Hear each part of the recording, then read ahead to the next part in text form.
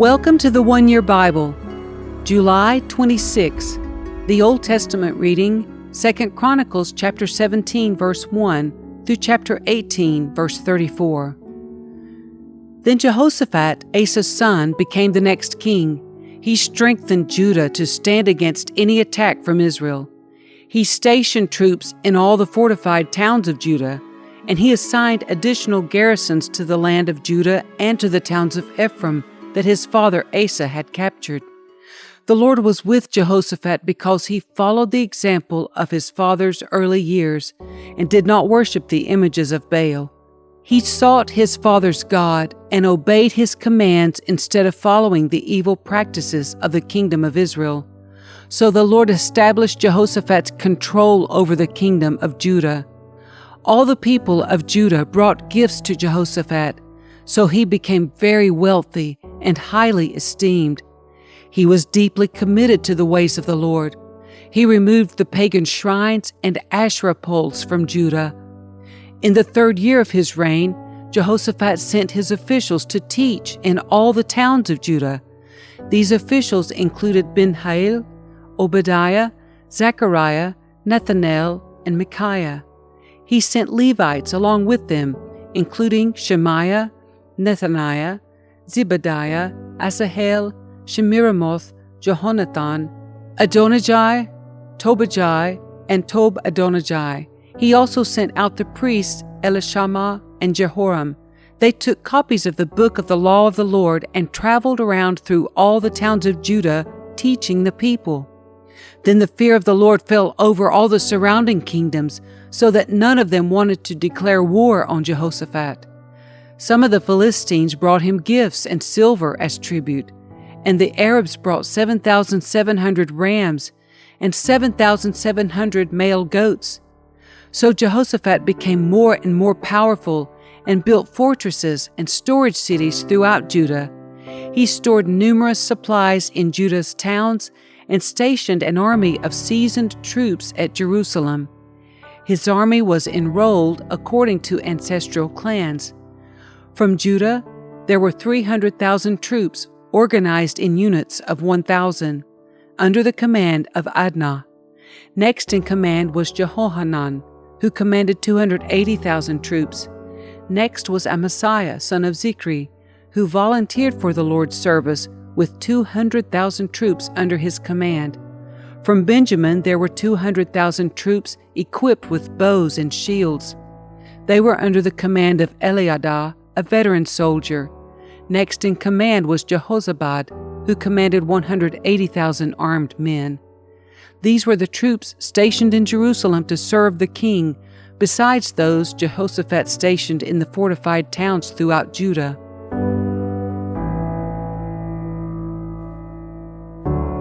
Jehoshaphat enjoyed great riches and high esteem, and he made an alliance with Ahab of Israel by having his son marry Ahab's daughter.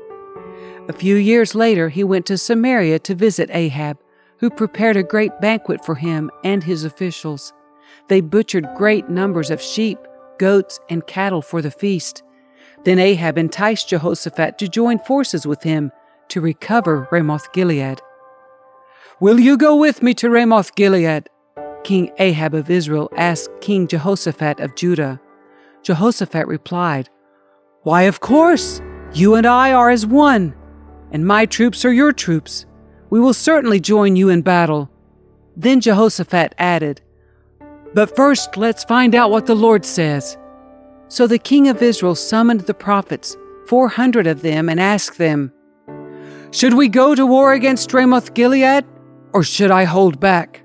They all replied, "Yes, go right ahead. God will give the king victory." But Jehoshaphat asked, "Is there not also a prophet of the Lord here? We should ask him the same question." The king of Israel replied to Jehoshaphat, "There is one more man who could consult the Lord for us, but I hate him. He never prophesies anything but trouble for me. His name is Micaiah, son of Imlah." Jehoshaphat replied, "That's not the way a king should talk. Let's hear what he has to say." So the king of Israel called one of his officials and said, "Quick, bring Micaiah, son of Imlah." King Ahab of Israel and King Jehoshaphat of Judah, dressed in their royal robes, were sitting on thrones at the threshing floor near the gate of Samaria. All of Ahab's prophets were prophesying there in front of them. One of them, Zedekiah son of Kenaniah, made some iron horns and proclaimed, "This is what the Lord says, with these horns you will gore the Arameans to death." All the other prophets agreed. "Yes," they said, "go up to Ramoth-Gilead and be victorious, for the Lord will give the king victory." Meanwhile, the messenger who went to get Micaiah said to him, "Look, all the prophets are promising victory for the king. Be sure that you agree with them and promise success." But Micaiah replied, "As surely as the Lord lives, I will say only what my God says." When Micaiah arrived before the king, Ahab asked him, "Micaiah, should we go to war against Ramoth-Gilead, or should I hold back?" Micaiah replied sarcastically, "Yes, go up and be victorious, for you will have victory over them." But the king replied sharply, "How many times must I demand that you speak only the truth to me when you speak for the Lord?" Then Micaiah told him, "In a vision I saw all Israel scattered on the mountains, like sheep without a shepherd. And the Lord said, 'Their master has been killed. Send them home in peace.'" "Didn't I tell you?" the king of Israel exclaimed to Jehoshaphat. "He never prophesies anything but trouble for me." Then Micaiah continued, "Listen to what the Lord says. I saw the Lord sitting on his throne, with all the armies of heaven around him, on his right and on his left. And the Lord said, 'Who can entice King Ahab of Israel to go into battle against Ramoth-Gilead so he can be killed?' There were many suggestions, and finally a spirit approached the Lord and said, 'I can do it.' 'How will you do this?' the Lord asked. And the spirit replied, 'I will go out and inspire all of Ahab's prophets to speak lies.' 'You will succeed,' said the Lord. 'Go ahead and do it.' So you see, the Lord has put a lying spirit in the mouths of your prophets, for the Lord has pronounced your doom." Then Zedekiah, son of Kenaniah, walked up to Micaiah and slapped him across the face. "Since when did the Spirit of the Lord leave me to speak to you?" he demanded. And Micaiah replied, "You will find out soon enough when you are trying to hide in some secret room." "Arrest him!" the king of Israel ordered. "Take him back to Ammon, the governor of the city, and to my son Joash. Give them this order from the king: put this man in prison and feed him nothing but bread and water until I return safely from the battle."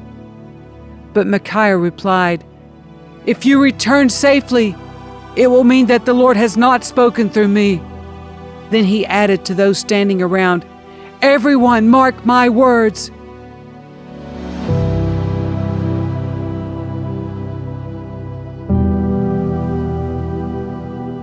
So King Ahab of Israel and King Jehoshaphat of Judah led their armies against Ramoth-Gilead.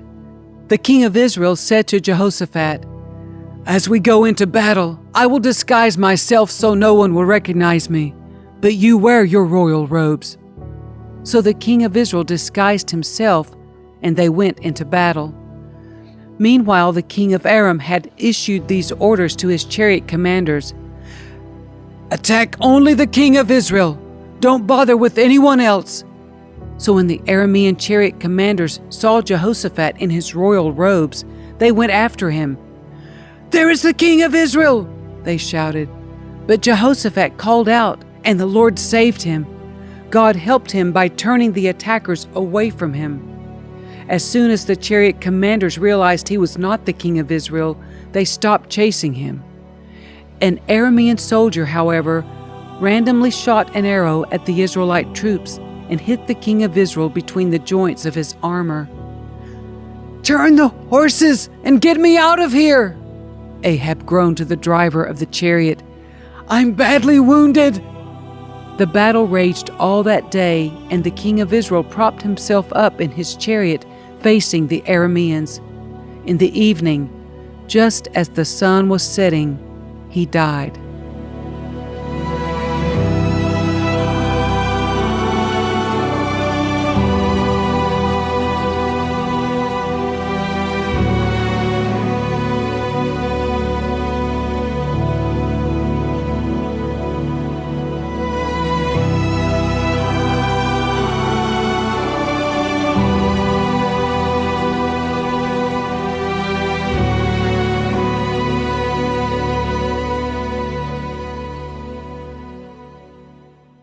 The New Testament reading, Romans chapter 9, verse 25 through chapter 10, verse 13. Concerning the Gentiles, God says in the prophecy of Hosea, "Those who are not my people, I will now call my people, and I will love those whom I did not love before. And then at the place where they were told, 'You are not my people,' there they will be called children of the living God." And concerning Israel, Isaiah the prophet cried out, "Though the people of Israel are as numerous as the sand of the seashore, only a remnant will be saved. For the Lord will carry out his sentence upon the earth quickly and with finality." And Isaiah said the same thing in another place, "If the Lord of heaven's armies had not spared a few of our children, we would have been wiped out like Sodom, destroyed like Gomorrah." What does all this mean?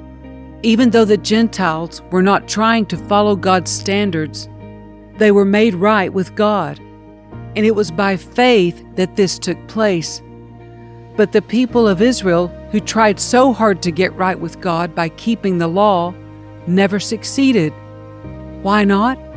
Because they were trying to get right with God by keeping the law instead of by trusting in Him. They stumbled over the great rock in their path. God warned them of this in the Scriptures when He said, "I am placing a stone in Jerusalem that makes people stumble, a rock that makes them fall. But anyone who trusts in Him will never be disgraced." Dear brothers and sisters, the longing of my heart and my prayer to God is for the people of Israel to be saved.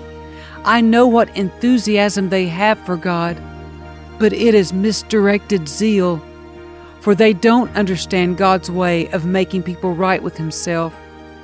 Refusing to accept God's way, they cling to their own way of getting right with God by trying to keep the law. For Christ has already accomplished the purpose for which the law was given. As a result, all who believe in Him are made right with God.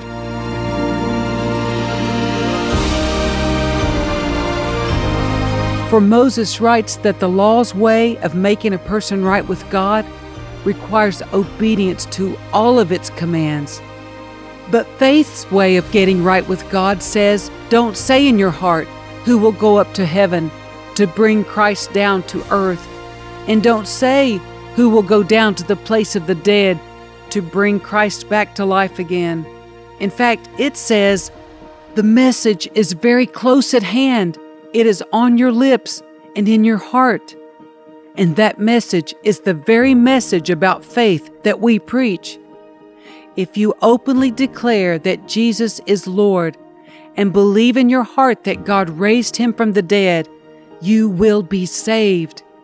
For it is by believing in your heart that you are made right with God, and it is by openly declaring your faith that you are saved. As the Scriptures tell us, anyone who trusts in Him will never be disgraced. Jew and Gentile are the same in this respect. They have the same Lord, who gives generously to all who call on Him. For everyone who calls on the name of the Lord will be saved.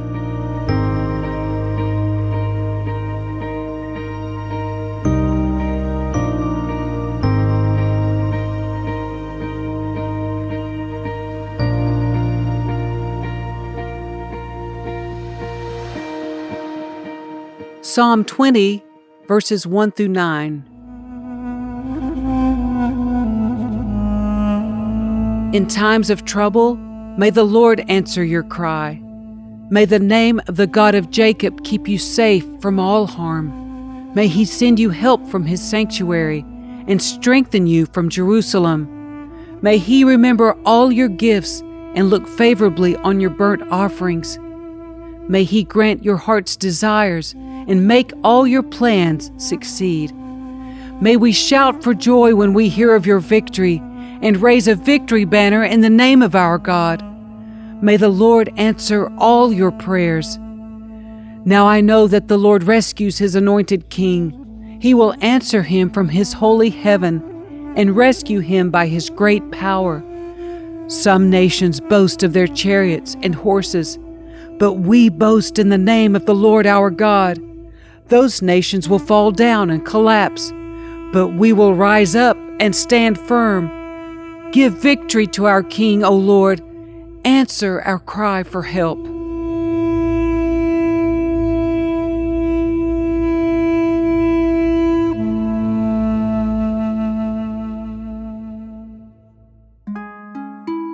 Proverbs 20, verses 2 and 3. The king's fury is like a lion's roar. To rouse his anger is to risk your life. Avoiding a fight is a mark of honor. Only fools insist on quarreling.